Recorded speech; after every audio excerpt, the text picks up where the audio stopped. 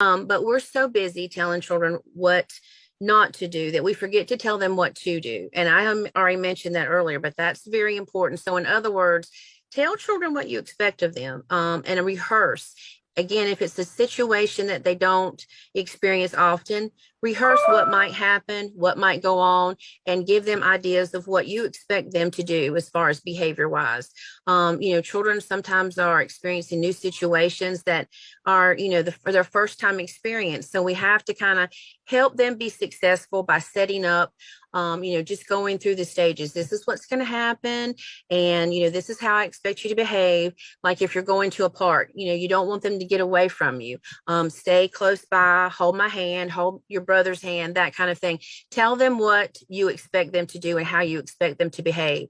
Again, that's setting them up for success. And if we're setting them up for success, it's minimizing any behavior problems right from the very start. Also, plan ahead for what might happen if it's a challenging situation, and that they've experienced before. Maybe they didn't handle it very well. Kind of set them up for that again, and anticipate their needs and envision your child having a successful experience, and letting them know through your support and reminders of what the rules are and what you expect. Keep your expectations realistic. You don't want to expect a child to, let's say, go to the dentist for the first time, which is sometimes traumatic for us as an adult.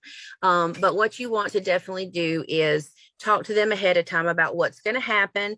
What the dentist is going to do. Maybe somebody they've never seen before.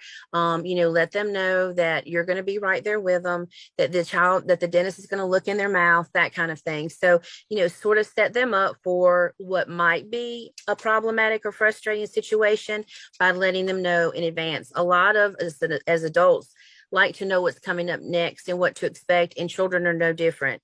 And especially for children, we need to let them know what to expect. Stay calm. No matter what happens, don't lose control. If you need a break, take one.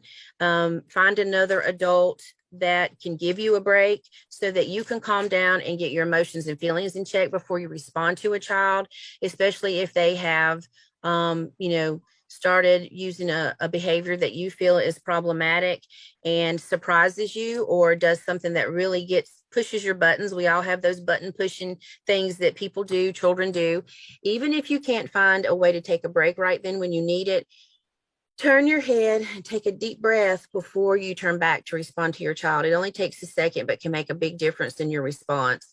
And most of all, catch your child being good. Maybe they're going through a time where there's a lot going on. You've just moved, there's a new baby. Anything like that can cause behavior problems that you're not expecting.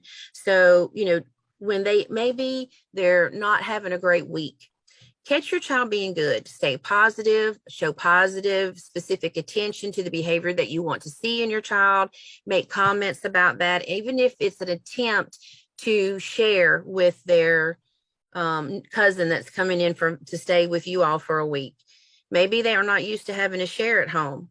So, even if they attempt and maybe they don't make it all the way through sharing successfully without getting upset, but they've tried it first, those things need to be, talked about, and you need to praise the child for trying and for getting halfway to the point of sharing. So, those kind of things are little accomplishments that you can celebrate together. And that's whether the child's in the classroom attempting and trying a new skill, or whether the child's at home. Always make sure that you look for the good